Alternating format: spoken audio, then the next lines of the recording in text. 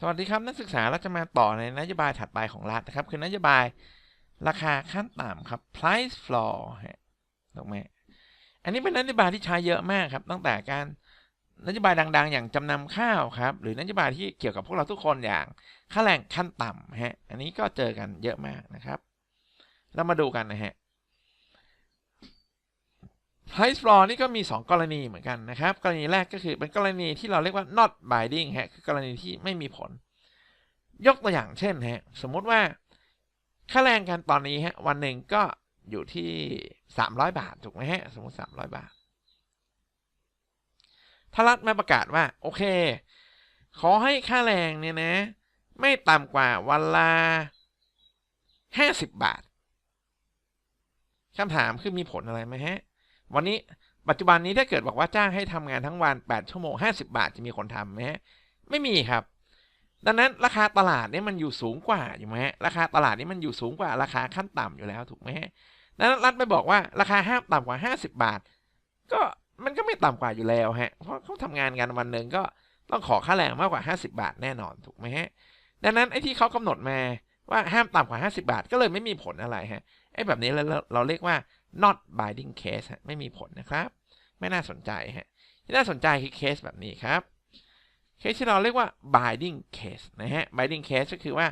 มีผลและทีนี้เราเอาตัวอย่างสมจริงหน่อยนะครับก็คือจำนำข้าวครับโครงการจำนำข้าวนะครับจำนำข้าวเนี่ยเหตุการณ์ที่เกิดขึ้นก็คือว่ารัฐบาล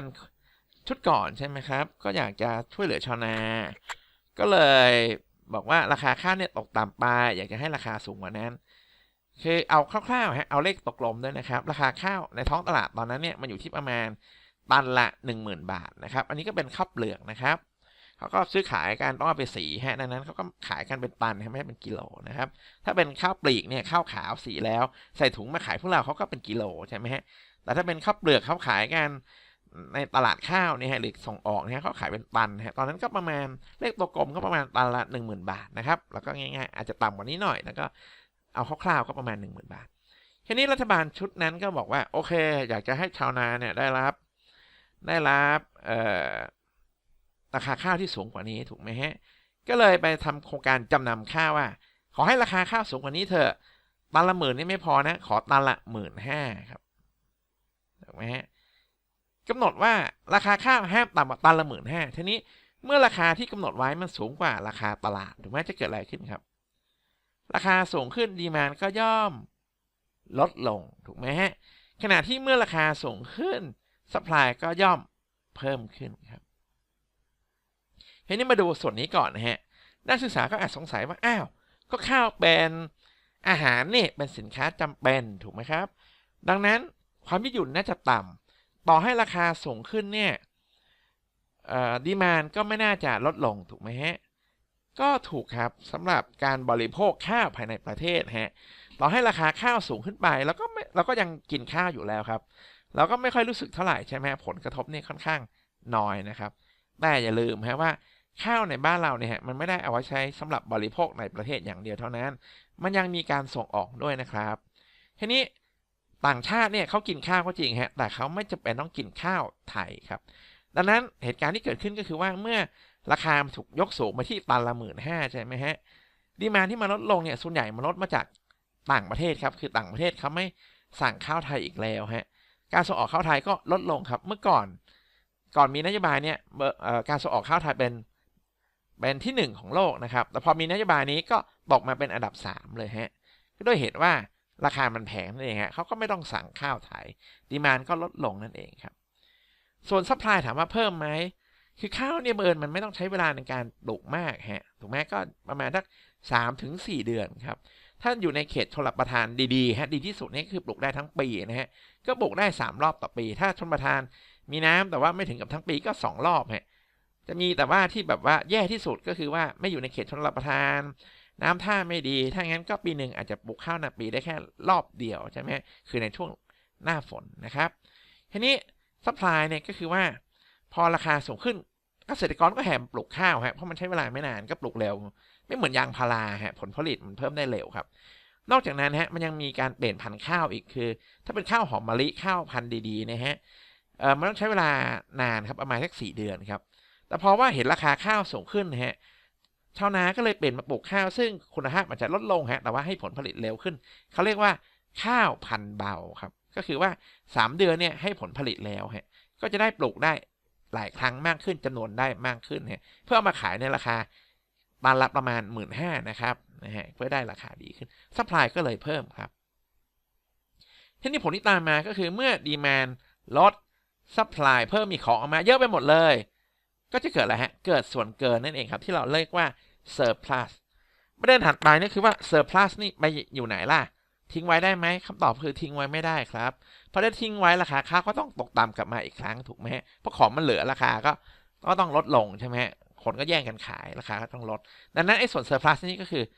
รัฐรับซื้อครับทีนี้เมื่อรัฐรับซื้อไปไหนฮะก็เอาไปไว้ในโกดังเก็บข้าวคือรัฐอาจจะไม่มีโกดังของตัวเองเพียงพอฮะก็ไปจ้างเอกชนครับลงสีฮะให้เก็บข้าวให้นะครับก็คือต้องเอาออกจากตลาดนะรัฐก็รับซื้อไปเก็บฮะ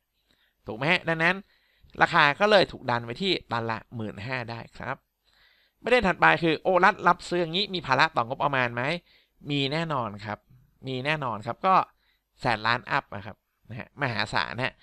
เอาตัวอย่างนี้แล้วกันครับในตัวเลขนี้คือ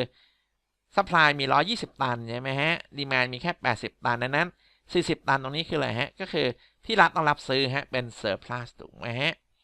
ที่ตันหนึ่งเป็นเท่าไหร่ล่ะรัฐรับซื้อในราคาตันละ 15,000 ถูกไหมดังนั้นไอ้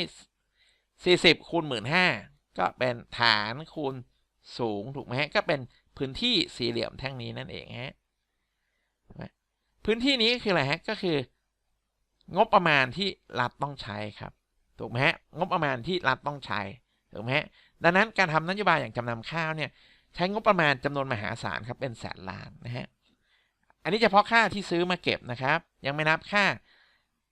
ดูแลรักษาข้าวไว้ในโกดังอีกก็ต้องจ่ายค่าเช่าฮะค่าปรับสภาพพันธุ์ข้าวที่เรียกว่าอาจจะมีการเสื่อมสภาพไประหว่างเก็บนะฮะแล้วก็อะไรฮะแล้วก็ทุจริตคอร์รัปชันที่อาจจะเกิดขึ้นอีกว่าเอาข้าวไปเวียนเทียนขายฮะออกจากโกดังแล้วไม่รู้แล้วเอามาขายใหม่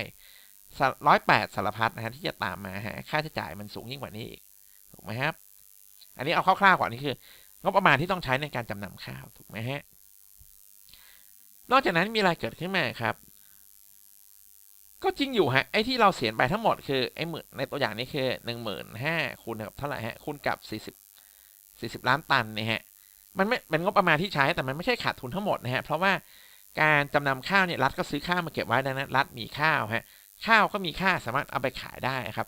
สมมุติในตัวอย่างที่ดีที่สุดเลยคือสมมุติว่าเอาไปขายได้ในราคาตลาดเดิมคือ 10,000 บาทนะฮะอันนี้คือดีที่สุดเลยฮะเพราะในความเป็นจริงเนี่ยไม่น่าจะได้เพราะอะไรฮะข้าวเอามาเก็บไว้ย่อมมีการเสื่อมสภาพครับคือข้าวเนี่ยมันไม่ได้เก็บไว้ได้ตลอดกาลนะครับนักศึกษาครับมันก็จะเสื่อมสภาพไปใช่ไหมฮะแล้วก็เวลาผ่านไปความชื้นในข้าวก็ลดลงน้ำหนักข้าวก็น้อยลงฮะดังนั้นก็แน่นอนฮะมูลค่าก็ย่อมลดลงด้วยนะครับถูกไหมฮะยังไม่นับอีกว่าเป็นข้าวที่เก็บไว้ในโกดังคุณคิดว่าคุณภาพมันจะดีไหมฮะก็คงไม่ค่อยดีเท่าไหร่ครับเก็บไว้นานใช่ไหมถ้ามันมาขายก็จะโดนกดราคา